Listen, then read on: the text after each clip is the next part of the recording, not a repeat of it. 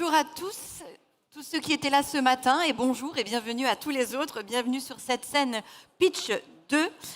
Nous entamons donc cet après-midi avec la thématique énergie. Comme vous le savez, c'est un enjeu central de la Deep Tech, où la recherche et l'innovation s'unissent pour inventer des solutions plus sobres, plus propres, plus durables. Alors comment produire mieux, consommer moins et accélérer la transition énergétique? Voilà la question du moment. Un grand merci à notre partenaire de cette session. Il s'agit de Natran, acteur engagé de la décarbonation qui soutient depuis des années maintenant les nouvelles approches au service d'une énergie plus responsable. Avant donc de démarrer et de découvrir nos pitchs, nous avons le plaisir d'accueillir pour un mot d'introduction Adeline Truffier, directrice adjointe Natran R&I. C'est à vous. Merci. Je pense qu'on peut l'applaudir. Merci pour elle. Merci beaucoup de m'accueillir et puis me permettre de faire ces quelques mots d'introduction pour cette session de pitch dans le domaine de l'énergie. Donc, quelques mots avant tout. Donc, je suis Adeline Truffier, vous l'avez dit, directrice adjointe de Natran R&I. Et quelques mots avant tout pour présenter Natran. Donc Natran, c'est le nouveau nom de GRT Gaz, peut-être que certains connaissent. On a changé de nom en février 2025. Nous sommes opérateurs majeurs de transport européen en Europe de gaz. C'est du grand transport, hein, avec nos 32 000 kilomètres de canalisation de gaz en France. On achemine le gaz des fournisseurs vers les clients. Ce sont les distributeurs de gaz, ceux qui alimentent les communes, ou nos clients industriels, ou également des productions centrales électriques, par exemple. Donc, comme vous disiez en amont, on est très engagé dans la transition énergétique, puisqu'on prépare l'arrivée massive de gaz, des biogaz dans nos réseaux, les gaz renouvelables, et également on prépare les réseaux à l'arrivée de l'hydrogène et du CO2 pour décarboner l'industrie. La recherche et l'innovation est centrale pour nous pour permettre à l'entreprise de se transformer et d'améliorer sa performance. Donc, l'innovation est au cœur de nos pratiques.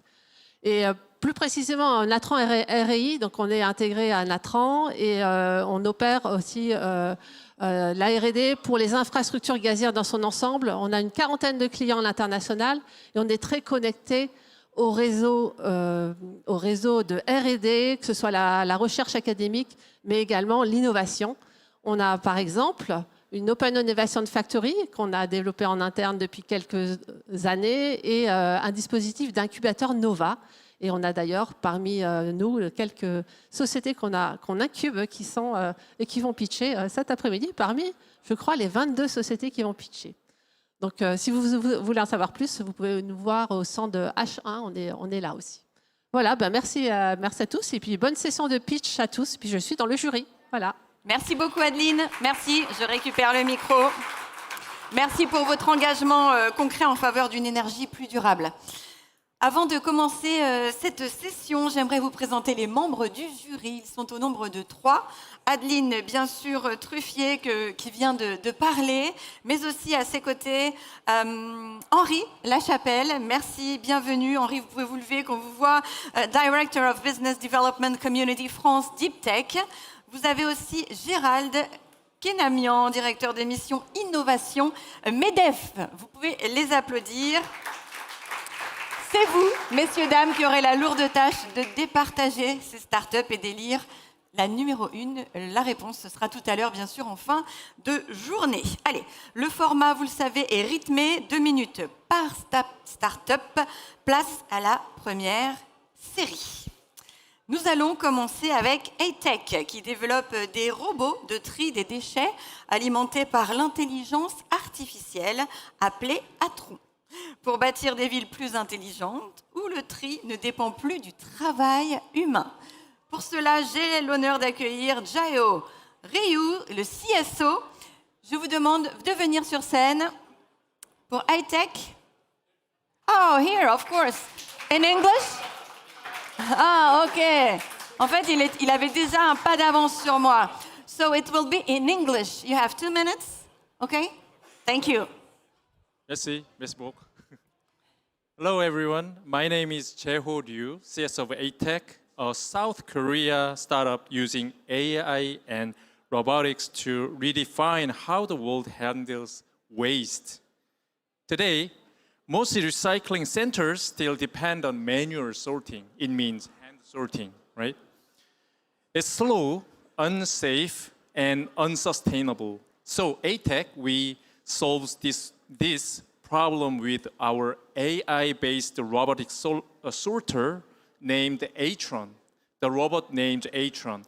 Atron works like a human, so it has using AI vision and robotic arms to recognize and pick recyclables in real time and operating continuously with over 99% accuracy and 3 times the speed of human workers.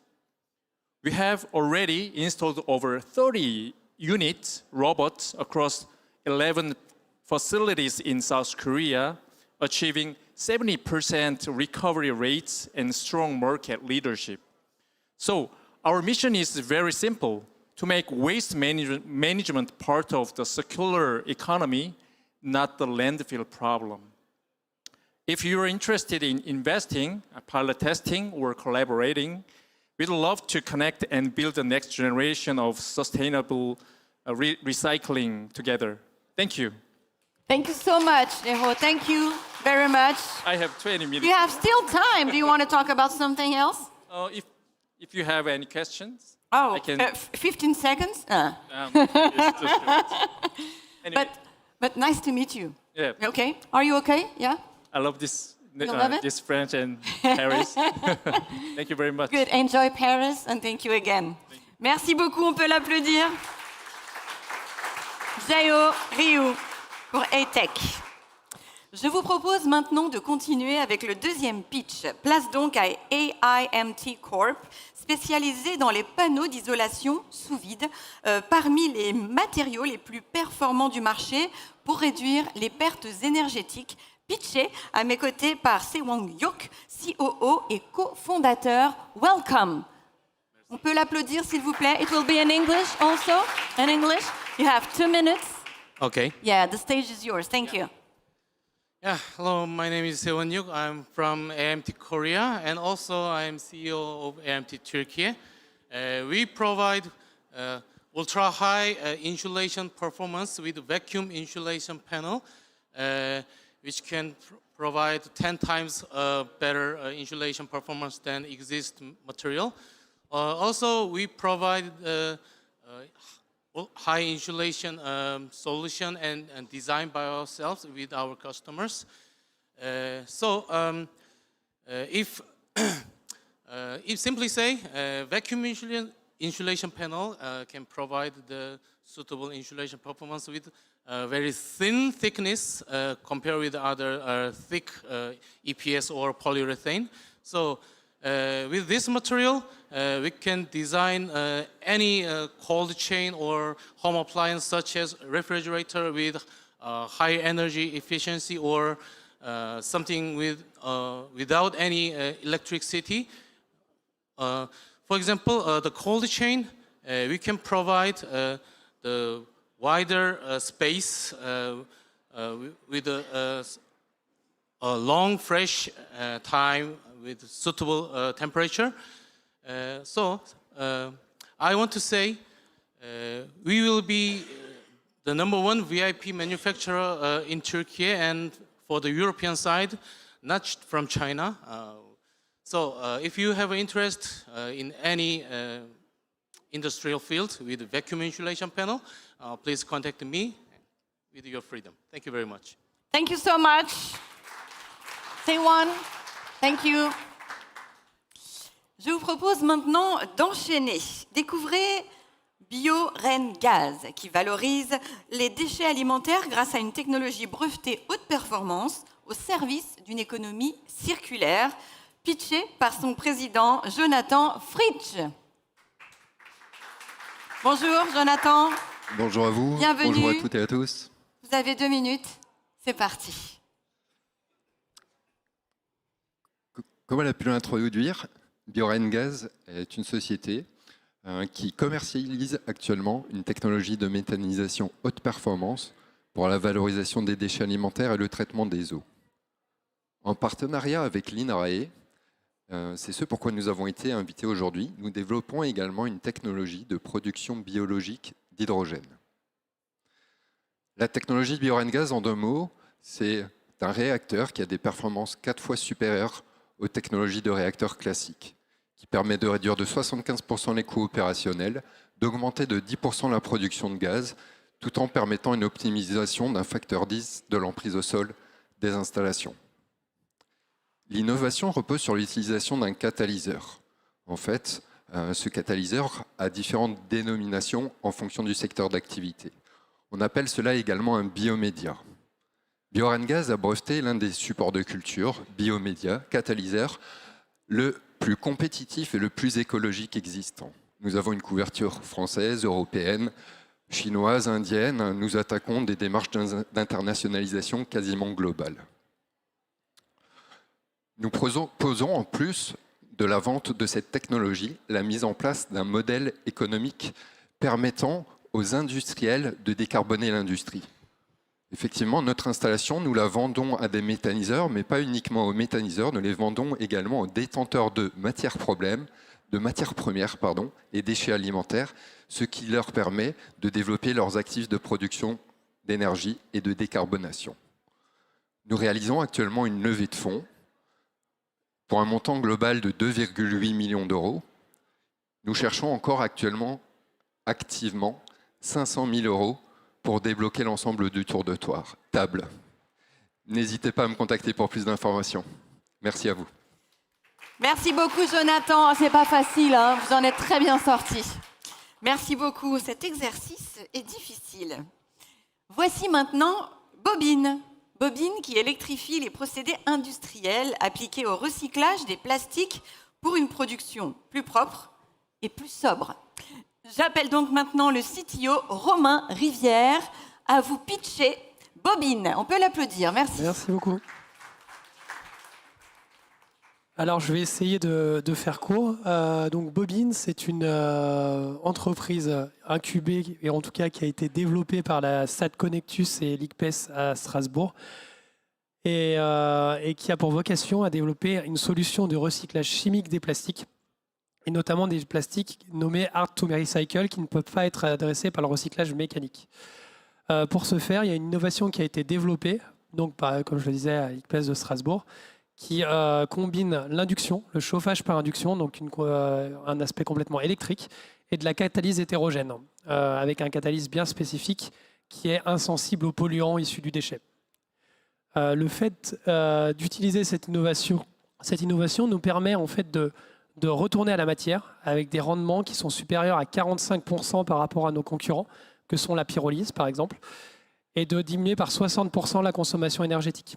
Ça nous permet ainsi d'atteindre une compétitivité quasiment break-even avec du fossile, donc d'être vraiment compétitif sur une chaîne de valeur pour revenir au plastique, et même plus précisément en fait, aux matières premières qui permettent de refaire du plastique de qualité vierge. Bobine, donc je parlais d'une petite entreprise. On est plutôt une petite entreprise par rapport à une start-up, dans le sens où on a déjà un pilote qui tourne à 100 kg jour. Et on est en phase de levée de fonds pour un démonstrateur qui va faire 1 tonne jour et qui, pour le coup, est une mini-usine. On est déjà connu dans le monde du recyclage chimique. On a déjà des contrats avec des pétrochimistes qui seront nos futurs clients. Et on est avant tout industriel. On a pris vraiment le relais de la recherche académique pour changer d'échelle sur cette innovation. On a environ 15 ans d'ancienneté, tous avec des profils soit dans l'ingénierie, soit dans du génie des procédés, soit dans l'opération chez de grands groupes, pour mener à bien une première unité à l'horizon 2030. Je vous remercie. Merci beaucoup Romain pour Bobine.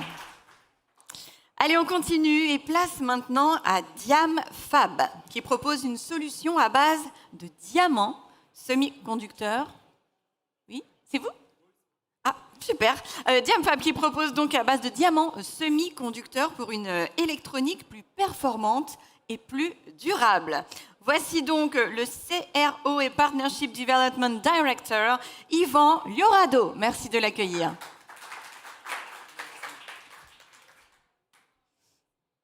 Bonjour, je m'appelle Ivan Laurado, Chief Revenue Officer et directeur des partenariats de Diamfab.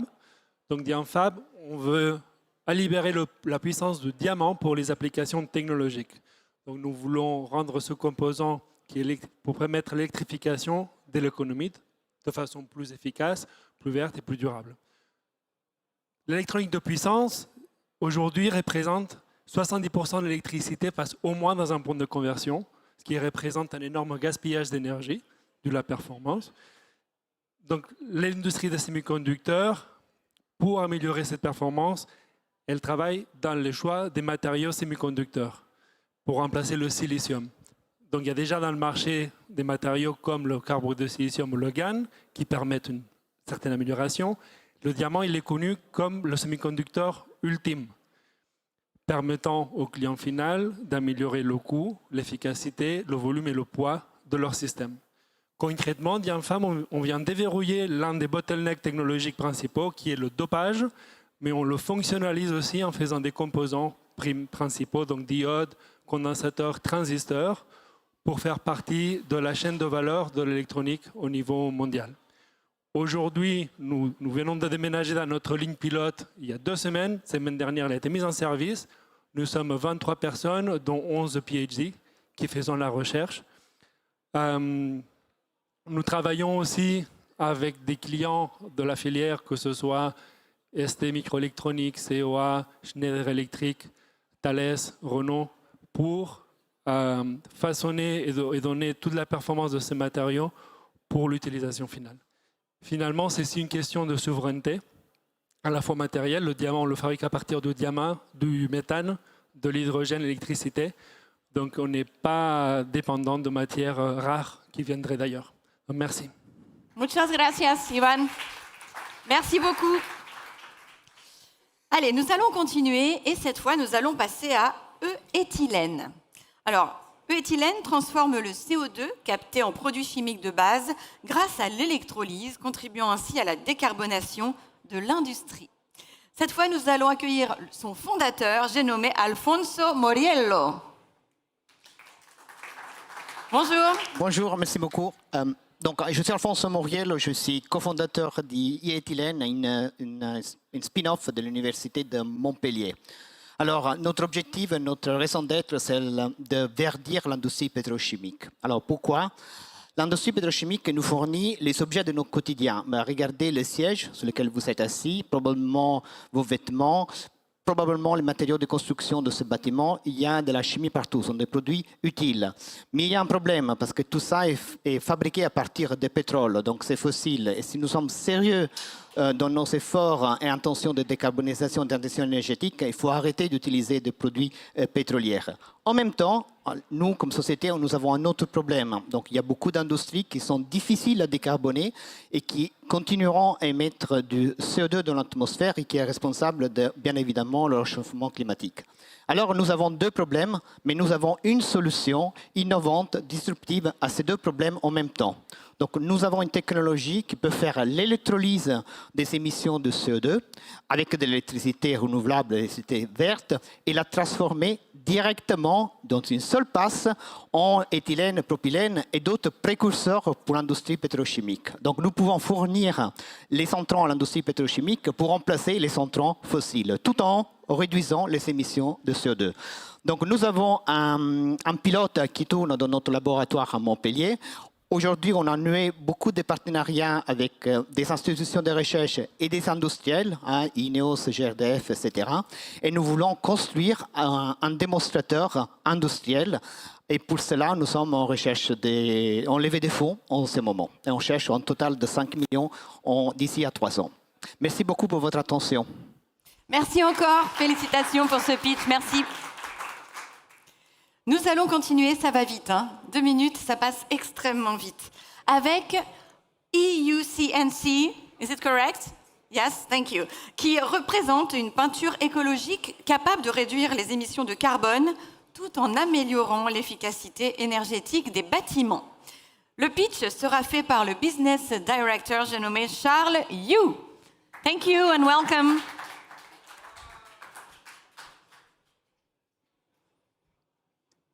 Oh, hello everyone. Time flux. So we are a paint manufacturer from South Korea. So our paint is very special, patented technology. So our paint can heat, reflect, and insulate at the same time, which can lead to dramatic energy saving and reduction in the temperature. So which will be lead to around 20 Celsius degrees in the hot summertime for the surface, and indoor-wise maybe 7 to 13 Celsius degrees with paint only, so which can lead to energy saving and carbon reduction with paint only. And it's very eco-friendly, it's ceramic-based, and it can be applied to all kinds of construction materials like concrete and bricks and wood, metal, except glass. So with our paint, we have a lot of use cases already in Korea for government project, and also we established a joint venture Indonesian production company with chemical factory. So our paint can be applied to chemical facility as well for the future carbon reduction methodology. So for more information, we have a demonstrator there, H18. So please visit our site and check our performance, wonderful performance. Thank you. Thank you very much, Charles. Leave it open. Thank you. Je vous propose maintenant de continuer avec le prochain pitch. Place à Phoenix Energy, qui développe une chaudière bas carbone utilisant du fer recyclé comme combustible, une alternative innovante pour les industriels. J'appelle le CEO Driss Laraki. Ou pas. Je peux essayer de pitcher la société, mais ça va être beaucoup plus complexe, un peu moins bien. Donc écoutez, je pense qu'il ne viendra pas. Désolée.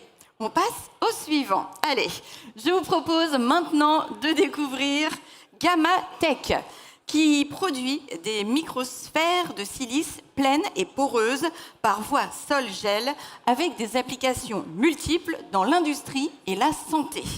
Je l'ai vu, il est là, le CEO Gilles Talbotier. Merci de l'accueillir. Merci, bonjour à tous. Donc, mon nom est Gilles Talbotier, je suis le CEO de la société Gamatech qui est créée depuis 3 ans sur Grenoble. Nous produisons des microsphères de silice fonctionnalisées, c'est-à-dire que nous produisons des sphères qui ont 2 côtés innovants. Le premier, c'est qu'elles sont mises nanoporeuses, et le deuxième, c'est qu'elles peuvent insérer des nanoparticules qui vont permettre justement de conférer des fonctions. Nous visons 3 domaines. Celui des peintures, des cosmétiques et des polymères. Ça peut paraître assez hétéroclite, mais chacune a des besoins qui peuvent nous concerner. Et on s'attaque à des problèmes tels que la substitution du dioxyde de titane, qui est commun d'ailleurs à ces 3 industries. On essaie d'insérer des pigments pour les protéger ou pour les relarguer plus progressivement. Et puis également, on augmente les propriétés mécaniques des polymères dans lesquels nos billes s'insèrent. C'est un procédé sol-gel, ça a été mentionné, qui nous permet de réaliser cela. C'est un procédé que nous maîtrisons bien, puisque maintenant nous sommes à l'étape de R&D, mais ça fait déjà 3 ans que l'on travaille, donc le procédé est maîtrisé. On est maintenant sur des développements de produits, notamment pour les secteurs que je vous ai cités. On est en train de passer en phase de production, ou du moins de semi-production. On a fait des tests, mais en ce moment, on est en train de rechercher de l'argent pour pouvoir nous payer nos premiers outils. Donc, ce que nous recherchons, d'une part, c'est des partenariats industriels et aussi des financeurs qui contribueront donc à ce tour que nous sommes en train de lever. Merci. Eh bien, bravo Gilles. Merci beaucoup. Il vous restait un petit peu de temps. Parfait. Je vous propose maintenant de continuer avec Iris Lab, qui met au point une solution de recharge à distance par laser, pensée pour la robotique, mais aussi les drones. Pour cela, j'accueille le CEO Nicolas Bourliatou. Merci de l'accueillir. Bonjour Nicolas, c'est à vous. L'Ukraine a transformé le champ de bataille. On est passé de capacités de production de tanks, de missiles, toujours plus performants, toujours plus coûteux, à des capacités de production en masse de drones les moins chers possibles et les plus rapides à déployer possibles. Ça pose 3 enjeux primordiaux. Premièrement, un stress énorme sur les capacités de production à l'arrière du front. Deuxièmement, une complexité logistique pour acheminer des équipements toujours plus nombreux jusqu'au front. Et troisièmement, des limitations fortes sur les capacités des systèmes individuels dues au besoin de réduire le prix de ces systèmes. Donc notamment, on va parler de drones qui vont fonctionner 15 minutes, qui vont emporter quelques centaines de grammes de charge utile et qui vont devoir être télépilotés ou au mieux lancés depuis l'arrière et ensuite pilotés depuis l'arrière. C'est là-dessus que Iris Lab intervient en proposant une solution, non pas de drone, une nouvelle solution de drone, mais une solution de recharge qui va permettre de réduire drastiquement le nombre de systèmes à déployer pour un même résultat, grâce donc à de la recharge par laser en continu. L'objectif, c'est maintenir un drone non plus pendant 15 minutes en vol, mais pendant des heures, des jours, sans interruption, pour des applications de surveillance, de détection et de guerre électronique. Ça veut dire diviser par 4, 5, peut-être même 10 le nombre de drones à déployer. Ça veut dire diviser par autant les besoins de production. Ça veut dire diviser d'autant le nombre d'opérateurs, le nombre de véhicules à déployer. Je m'arrête là et je serai ravi d'échanger avec vous après. Merci. Merci beaucoup Nicolas, merci infiniment. Je vous propose maintenant de passer à IronFlow Batteries, qui conçoit une batterie Redox Flow à faible coût, capable de gérer l'intermittence des énergies renouvelables. Pour cela, j'appelle Maxime Guimard, CFO, CCO. Bienvenue à vous Maxime, on peut l'accueillir, merci. Merci beaucoup. Donc, à IronFlow Batteries, le problème qu'on veut gérer, c'est celui de l'intermittence des énergies renouvelables. C'est le fait qu'à certains moments, il va y avoir une production éolienne et solaire massive, très importante sur le réseau électrique. Et on va jeter une partie de cette énergie, ce qu'on appelle techniquement du curtailment. Et à d'autres moments, il ne va pas y avoir assez d'énergie renouvelable. Et à ce moment-là, ce sont en Europe des centrales à charbon et à gaz qui vont fonctionner pour gérer cette intermittence des énergies renouvelables. Si on veut faire complètement la transition énergétique, il faut des moyens de stockage pour gérer cette intermittence des énergies renouvelables.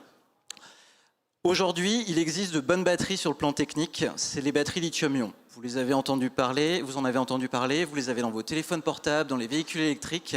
Le problème des batteries lithium-ion, c'est qu'elles utilisent des matériaux rares, du nickel, du cobalt et bien sûr du lithium. Ce qui en fait un problème en termes de souveraineté pour l'Europe. On n'a pas ces matériaux dans nos sous-sols, on les a pu. Et il y a aussi un enjeu vraiment très important qui est vis-à-vis du coût. Comme ces batteries lithium-ion sont chères, eh bien, elles ne vont pas être capables de stocker plus de 3 à 4 heures d'énergie sur le réseau électrique. Or, pour pallier l'intermittence des énergies renouvelables, il faut être capable de stocker beaucoup plus que 3 à 4 heures d'énergie.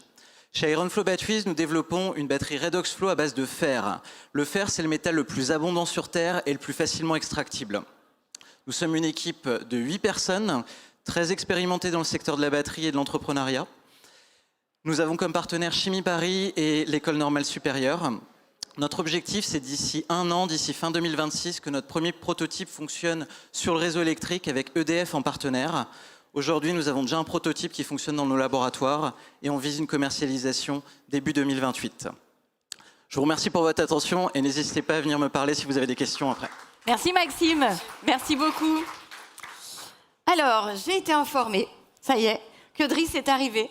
Nous allons donc passer à Phoenix Energy, qui développe toujours une chaudière bas carbone utilisant le fer recyclé comme combustible. C'est donc une alternative innovante pour les industriels. Vous êtes malins, hein, comme ça vous avez eu 2 présentations. Venez par ici, Driss Lariki, le CEO. Je vous demande de l'accueillir. Merci beaucoup, désolé du retard.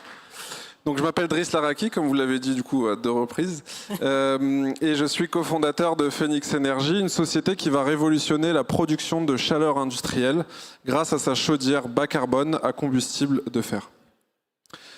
Aujourd'hui, 80% des industriels en Europe sont très mal raccordés au réseau électrique, parmi les forts consommateurs de chaleur, et donc vont devoir investir des millions d'euros, des dizaines de millions d'euros pour quelques mégawatts, juste pour électrifier leurs procédés, pour pouvoir les décarboner. En gros, ce qu'on propose avec Phoenix Energy, c'est une solution clé en main qui va représenter 10 à 20 fois moins d'investissement en infrastructure grâce à une chaudière à combustible de fer. Comment ça fonctionne? Donc en fait, on a 2 silos, un silo de fer, un silo d'oxyde, une chaudière. Le silo de fer est alimenté grâce à des sources de déchets de minerais, de déchets de ferraille. Le silo va alimenter la chaudière en continu chez l'industriel. On va brûler grâce à notre brûleur innovant cette poudre de fer en la chauffant à 800 degrés. Le fer va s'oxyder tout le long du réacteur et va générer de la chaleur. Et là, vous l'aurez compris, il n'y aura pas eu d'émission de CO2 pendant l'oxydation du fer, puisqu'il n'y a pas de carbone sur le fer.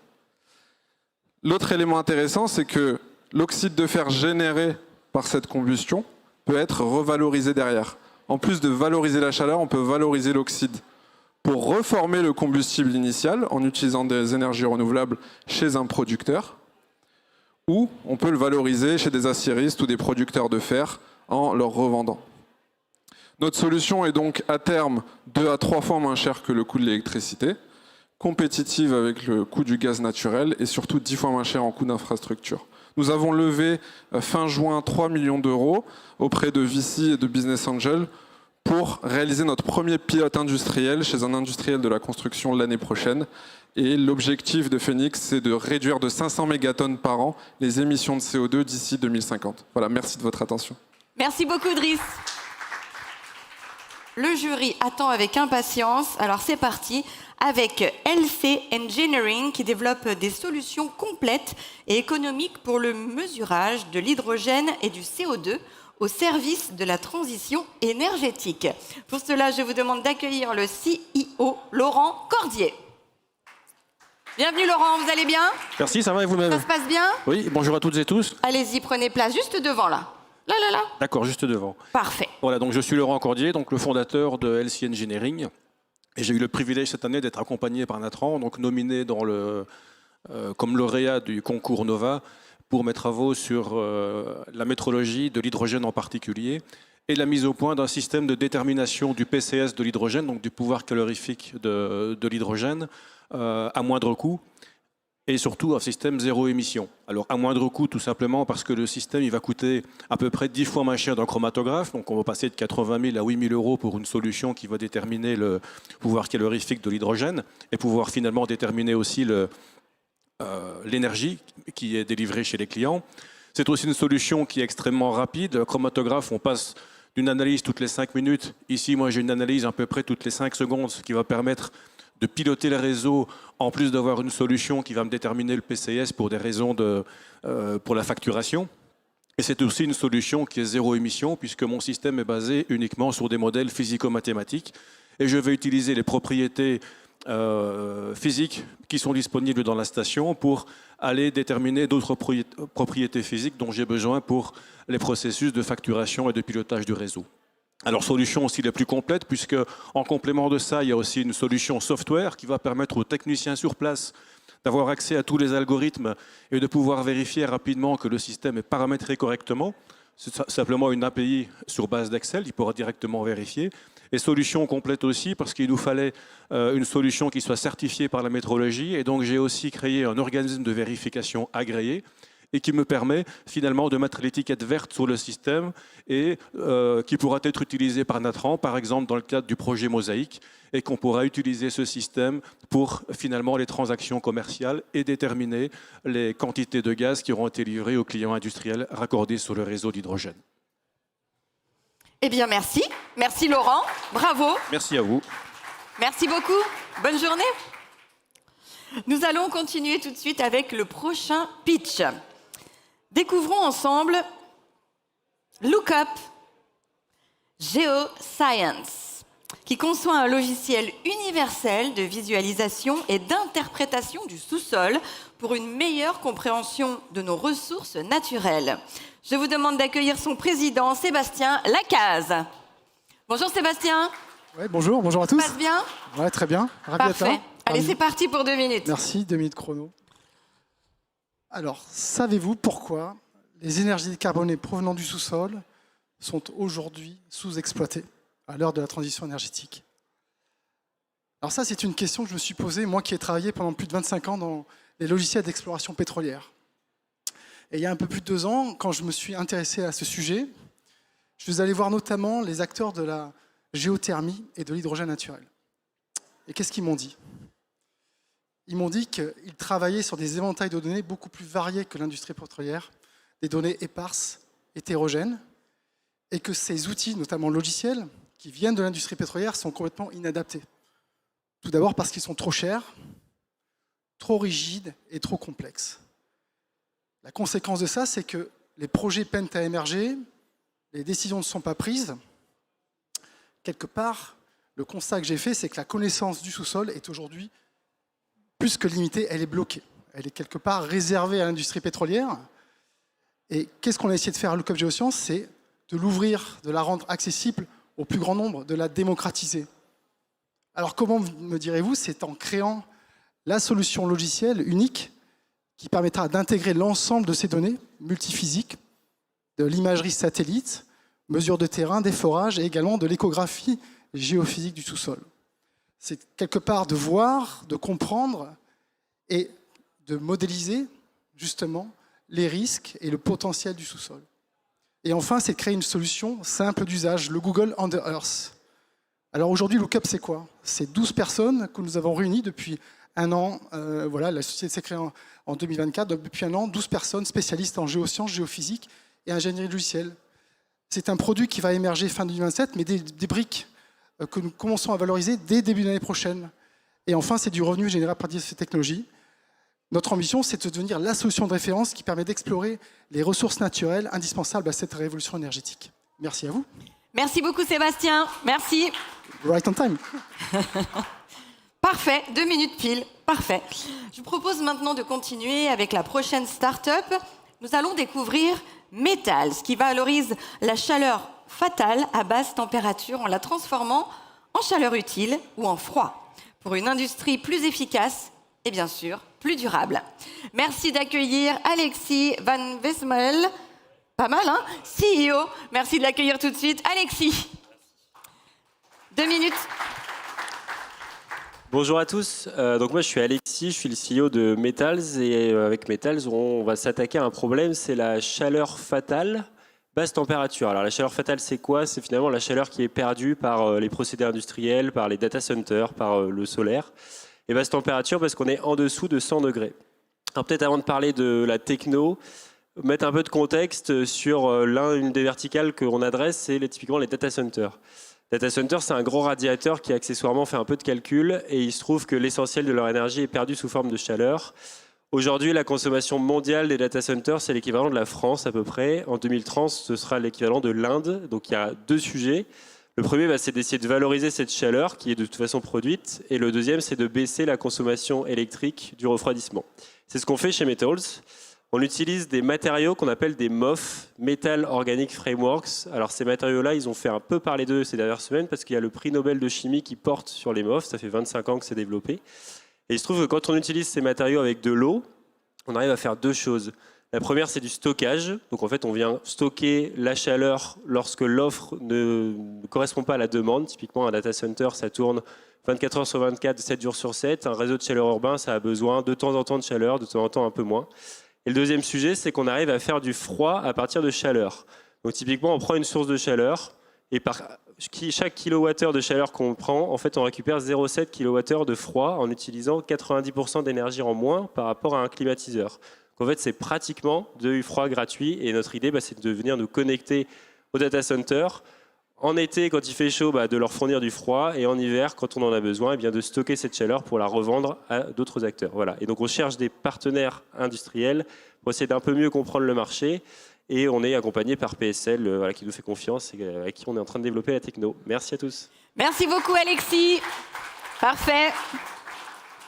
On continue, c'est toujours aussi intéressant. Nous poursuivons avec Next Engineering qui révolutionne les rendements de conversion d'énergie dans les systèmes thermodynamiques, ouvrant la voie de nouvelles performances énergétiques. J'accueille son CSO, Philippe Petit-Colin. Bonjour Philippe. Bienvenue. Merci, bonjour à tous. C'est à vous. Donc Philippe Petit-Colin, je suis cofondateur de la startup Next Engineering. Je viens de Belfort. Belfort, c'est la seule ville au monde où il y a eu 4000 ingénieurs qui ont conçu des milliers de centrales électriques de tout type dans le monde entier. Et depuis 2015, c'est américain, mais on a récupéré la partie nucléaire avec Arabelle Solutions. Nous, notre métier, c'est de transformer la chaleur en électricité. Donc vous le savez peut-être même mieux que moi, c'est que les 3/4 des émissions de gaz à effet de serre, c'est la production d'électricité et de chaleur. Et nous, en fait, avec notre innovation de rupture, on va réduire l'empreinte carbone, on va réduire également le coût de production. On est la seule innovation qui permet d'améliorer aussi bien environnementalement que économiquement. Comment on le fait? On le fait en intégrant de la chimie dans la thermodynamique. Aujourd'hui, dans les centrales nucléaires, il y a 35% de l'énergie de chaleur qui est transformée en électricité. C'est à haute température. À basse température, en géothermie, on est plutôt à 10-12%. Ça, c'est avec une turbine, avec des fluides inertes. C'est de l'eau, c'est du CO2, ça peut être... c'est des fluides qui n'ont pas de réaction chimique. Nous, on va intégrer en fait des fluides qui, à un certain niveau de température, vont avoir des réactions endothermiques, exothermiques, pour optimiser le cycle global. Ça existe déjà, les Russes l'ont fait dans les années 70 avec du NO4 qui augmente de 30% le rendement. On a acquis la licence exclusive mondiale des brevets du CNRS sur à peu près 200 fluides qui permettent donc d'améliorer leur rendement et on est capable maintenant, pour un cas d'usage, de pouvoir valoriser et identifier le fluide qui aura les meilleurs rendements. On est à TRL4, on va lever d'ici 3-4 jours 3-4 semaines peut-être, 1,5 million pour passer à TRL6 et on cherche des investisseurs pour passer à TRL9, soit 5 à 7 millions d'euros. On est soutenu par France 2030 à hauteur de 9,5 millions d'euros. J'espère que vous les trouverez, en tout cas. Merci beaucoup, Philippe. Nous allons continuer. Place maintenant à Rocky H2 qui développe des technologies permettant de produire de l'hydrogène à partir de roches et de matériaux naturels. Pour pitcher Rocky H2, je vais appeler le directeur général et technique Samuel Barbier. Merci de l'accueillir. Vous avez vu cette ambiance? Bon, on y va. 2 minutes. Bonjour à tous, je suis Samuel Barbier, cofondateur et directeur général de Rocky H2. Saviez-vous qu'en plongeant certaines roches dans de l'eau chaude, on peut produire de l'hydrogène à bas coût, concentrer des métaux critiques et stocker du CO2, et que ces roches sont très abondantes? Cette réaction minérale incroyable semble une solution majeure pour réduire l'impact de nos activités. Mais voilà, ces réactions naturelles ne sont pas optimisées. Elles présentent des flux variables et sont souvent très lentes, ce qui rend leur exploitation risquée d'un point de vue entrepreneurial. Donc, imaginez par exemple un site de production d'hydrogène naturel. Ils ont tout bon sur le papier. Les bonnes roches, les bonnes conditions. Mais voilà, en tête de puits, ils n'ont pas les quantités d'hydrogène attendues. C'est pour ce genre de situation que Rocky H2 existe. On s'inspire des processus géologiques naturels pour reproduire en laboratoire celles-ci et avoir les métriques exactes de production de leurs roches, mais aussi identifier et développer des catalyseurs adaptés pour pouvoir leur fournir des solutions optimisantes et ainsi augmenter leur rentabilité. Le savoir-faire de Rocky H2 découle d'une association innovante entre la géochimie expérimentale, qui analyse l'ensemble des paramètres réactionnels, et la modélisation numérique, qui permet d'avoir une mise à l'échelle du site industriel de ces réactions-là. Concrètement, Rocky H2 propose un ensemble de solutions qui permet d'avoir une vision claire du potentiel des roches de nos clients et ainsi dérisquer les investissements dans ces 3 marchés porteurs que sont l'hydrogène naturel, l'exploitation des métaux critiques et le stockage du CO2. Aujourd'hui, nous allons bientôt lancer notre première levée de fonds afin de développer notre laboratoire, construire notre premier réacteur hybride, un outil unique au monde qui permet de reproduire exactement les conditions naturelles d'exploitation de nos clients, mais aussi poursuivre le développement de nos catalyseurs pour les breveter et les rendre prêts à être commercialisés. Notre but est de devenir un acteur mondial de la transition énergétique et environnementale en utilisant les réactions naturelles comme un levier industriel propre, durable et rentable. Merci pour votre attention. Merci beaucoup Samuel, merci. Allez, on continue. Encore une nouvelle start-up. Il s'agit de Spark Cleantech, qui développe des sources locales d'hydrogène décarboné pour renforcer l'autonomie énergétique des territoires. Je vous demande d'accueillir son CEO, Patrick Peters. Bonjour. Tout va bien? Très bien, merci. Bonjour à tous. Je vous laisse la scène. Quand vous êtes dans l'industrie lourde, je pense à la métallurgie, je pense à l'industrie du verre par exemple, vous avez des process haute température, typiquement des fours de fusion. Vous utilisez du gaz naturel que vous allez brûler. Quand vous brûlez le gaz naturel, vous émettez du CO2. C'est à peu près 10% des émissions de CO2 mondiales qui sont produites comme ça. C'est 4 milliards de tonnes de CO2 tous les ans. Sur ces process-là, dans la très grande majorité, on ne peut pas électrifier. Donc c'est là où l'hydrogène vert doit jouer un rôle de décarbonation. Sauf que l'hydrogène vert, aujourd'hui, c'est très cher. Du coup, les projets ne se font pas. Les industriels, concrètement, ne peuvent pas s'offrir cet hydrogène vert. Nous, ce qu'on pense, c'est que si on veut accélérer la décarbonation, il faut créer de la valeur. Donc c'est ce qu'on fait chez Spark. On va décarboner le gaz en démultipliant sa valeur. Concrètement, une tonne de gaz en France, ça vaut à peu près 500 €. D'accord ? On va le convertir en deux éléments, du carbone d'un côté, qui est un matériau industriel, et de l'hydrogène de l'autre, qui est un vecteur d'énergie décarbonée. Donc quand on va faire ça, on va avoir deux produits qu'on va pouvoir vendre à 2000 € par tonne. Donc on va multiplier par 4 la valeur de ce qu'on manipule, et c'est comme ça qu'on va pouvoir financer la décarbonation. Donc en finalité, on va avoir quoi? On va avoir d'un côté de l'hydrogène qu'on va vendre à ces industriels qui ont ces process haute température, qui vont pouvoir utiliser cet hydrogène à parité économique avec ce qui est fait actuellement. De l'autre côté, on va avoir le carbone qu'on va vendre à des industriels qui font des produits à partir de ça. Il faut savoir que le carbone aujourd'hui est produit à partir de pétrole. C'est une combustion incomplète de pétrole et c'est énormément d'émissions de CO2. Donc le bilan de tout ça, c'est qu'on va avoir un impact de décarbonation de 85% à parité économique et ça, c'est essentiel pour nous. Voilà, moi je suis Patrick Peters, CEO de Spark Cleantech. On vient de finaliser notre série A et on va commercialiser à partir de 2027. Merci. Merci beaucoup, Patrick. Merci. Allez, pour conclure cette série, dernière start-up, mais pas des moindres, bien sûr, nous accueillons la start-up Terra Neon, qui imagine des solutions technologiques et environnementales pour construire des futurs désirables et bien sûr durables. Vous l'aurez compris, voici le CEO Jean-Daniel Kant. Merci pour lui. Alors, petite correction, c'est le CTO Maël Franceschetti. Ah, bah moi, j'avais pas ça. Désolée. Donc, bonjour à tous. Actuellement, on estime que les entreprises qui ne s'adapteront pas au changement climatique subiront une perte de 7% de leurs bénéfices à horizon 2035 et jusqu'à 25% en 2050.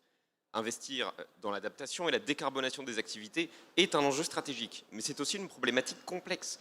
Quelle stratégie choisir? Comment évaluer et quantifier les conséquences des différentes options? Évidemment en termes de coûts, mais aussi d'impact sur l'activité des entreprises, plus généralement sur la société et sur l'environnement. Merci. Avec Terra Neon, nous proposons un logiciel d'aide à la décision systémique, c'est-à-dire qu'il évalue, pour chaque décision stratégique envisagée, l'ensemble des conséquences économiques, sociales et environnementales. Prenons l'exemple d'un transporteur qui veut réduire ses risques face au changement climatique, mais à plus court terme, atteindre ses objectifs RSE. Il hésite entre investir dans la rénovation énergétique de certains sites et électrifier une partie de sa flotte, ou encore modifier sa logistique. Avec Terra Neon, nous allons modéliser son activité dans un monde virtuel grâce à des agents logiciels autonomes qui vont représenter ses sites, sa flotte, ses clients, ses fournisseurs. Nous pourrons ensuite, dans ce monde virtuel, réaliser concrètement chacune des décisions stratégiques à évaluer. Et nous pourrons ainsi quantifier les impacts sur l'activité de l'entreprise, mais aussi sur l'emploi, sur le climat, sur la biodiversité. Nous pourrons intégrer différents scénarios climatiques pour voir comment ils affectent l'activité de l'entreprise et les différentes stratégies. Notre technologie, elle repose sur plus de 15 années de recherche. Nous utilisons la simulation multi-agent, qui est une approche qui a l'avantage d'être transparente, totalement explicable et frugale. Avec Terra Neon, vous pouvez évaluer l'impact des différentes stratégies envisagées pour votre entreprise, votre institution ou votre collectivité. Vous pouvez également obtenir une planification automatique des différentes actions à mettre en œuvre pour réaliser vos stratégies. Et enfin, vous pouvez faciliter les négociations et les délibérations collectives grâce à l'aspect interactif de l'outil. Nous avons hâte d'échanger avec vous afin de construire ensemble des futurs désirables. Merci Maëlle. Merci beaucoup. Voilà, c'était la fin de cette session dédiée à l'énergie. Merci à toutes ces startups innovantes.